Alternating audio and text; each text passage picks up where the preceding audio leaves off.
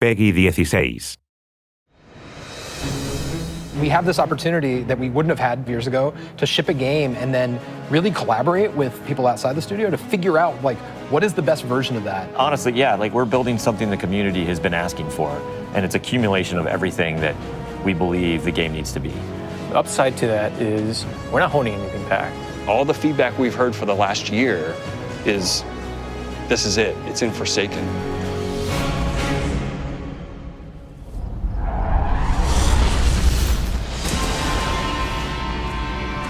We want this release to have a different tone and a different vibe. We sort of just embrace that Western revenge vibe. You're going to a darker place. You're going to take on a different role as a Guardian. A barren landscape with like the asteroid vibe with like tumbleweeds. And I mean, that just sounded cool. Grit, man. I want to bring the dirt back. And what better way to start a story than to start it with a prison break? Right. Cade's been filling this prison with bad guys that are really bad. And so when it breaks, things can happen to all the world. First place you're going to go to is the Tangled Shore, which is a new part of the reef that you've never seen before. That's right, my friend. It's a collection of lashed together asteroids Yes. and rocks out in the asteroid It's belt. very otherworldly, and it's full of Pirates and assassins and bad guys. thieves. It's become a lawless place. It truly is a frontier. It's completely taken over.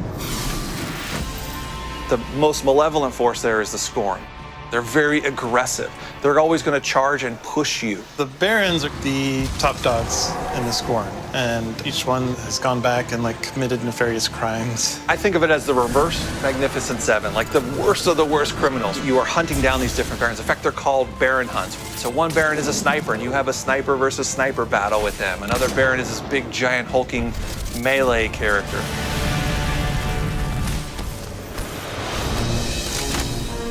One of the things we're most excited about is the new weapon system. Hey, if you like Destiny 2, great, play that way. But if you like Destiny 1, great, play that way. But if you're crazy, why not 3 shotguns, right? Just for the fun of it. We need to have as many ways as possible, and then we need to have people fighting about it. Like, no, man, you f***ed up, you're taking the wrong weapons, or can I say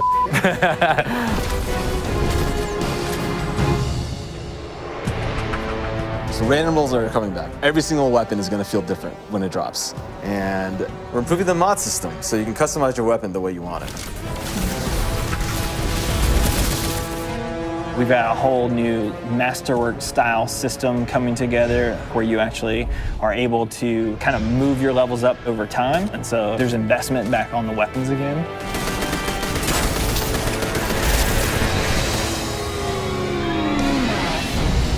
New supers, yeah, crazy new supers. What's your favorite? Fire knives are awesome, which is a different take on Golden Gun. We took a lot of inspiration from Rise of Iron, cast that thing. You got a huge hammer now, and you slam that thing down, and it sends out this fire in front of you that then creates a fire tornado. We gotta take it to the next level, you know? The idea that anyone who plays, however they play, they're going to have some new way to engage. Yeah.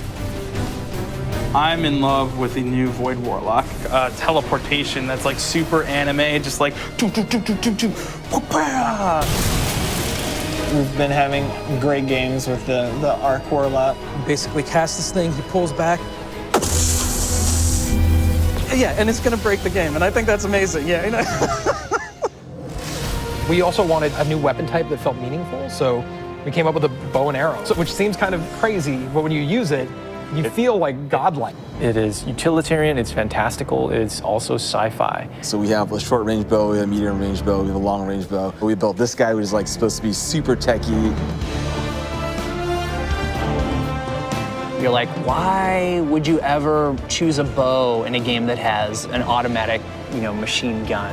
But boy, it's deadly. I mean, that's a nice machine gun you got there, buddy, but right, and then it's done. The biggest thing for me going into production on this game was like a new way to play, a new thing to do that like is new to Destiny. Let's see what we've got. We want to be able to give players what they want, but also surprise them. Gambit is a brand new mode. Destiny begs to marry PvE and PvP together. It's like adding bacon to peanut butter and jelly.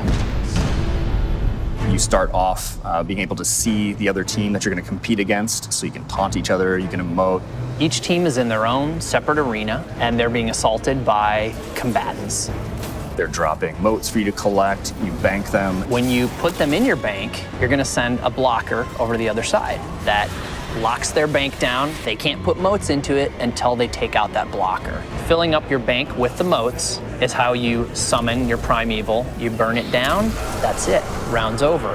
The interesting part is that we allow one person from your team to go over to the other side and physically invade. I mean, I've seen people that just hate PvP. Like, the first time they invade and they get multiple kills, they'll come back and they'll be like, suck it! It's awesome. We leave the raid team alone. I mean, if you can't tell, like, we just kind of let them do their own thing. But We have Joe over there. For this next raid, we wanted to get back to the epic adventure where you're going out to slay a big monster again.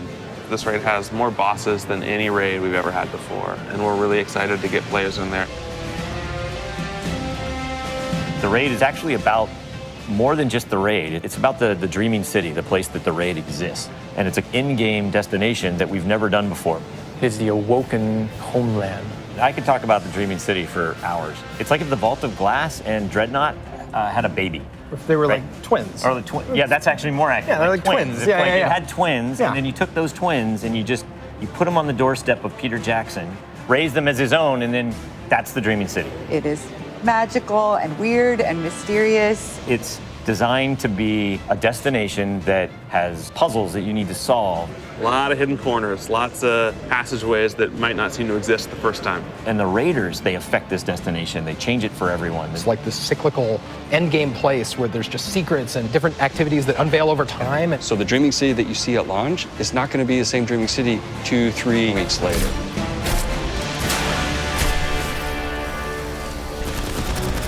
So with every design decision we've made for the Forsaken, like the first thing we ask is how will the community react to this? Players want their investment in Destiny to matter, and they want to be able to see that reflected in the content. We knew we wanted to do something for the collectors in our game. So we built a feature called the Collections. It's a way for you to track all the items that you can go out and acquire. There's so much gear in our game. There are 2,000 items you can get. Go get them. You can look at sets and you can say, I haven't filled out this set. What do I have to do to go get it? If I want to find like how many guns in the world, I can actually go look now. We also had a triumphs thing, which is just acknowledging your achievement. It like ties into records, it ties into lore. It's a thing that can help you drive like, hey, I want to do that. And if I do those things, I can get a title. Like I can have a title floating over my name that says that I'm a god or whatever. Not me, but like you. We want Forsaken to feel like a game that never ends. So we're going to reinforce the hobby and make the experience something that can be played night over night. We're changing the weapon slots. We're changing how the pursuits work. We're adding new features like the collections and the triumphs. We built Gambit. We've got a whole bunch of new weapons to chase, exotics that are really powerful. We have Lisa focusing on some sweet new exotic armor. Maybe we gone overboard, like dialed it too high. Ore to go out there and collect in the world, exotic armor pieces to go out there and hunt. We're working on armor perks, random rolls, new mod system, new subclass paths. We're making Forsaken for people who love Destiny. Making a game that we can all love, that is the goal. That's what we're gonna constantly be pushing towards, always. Everything we're building is through that lens.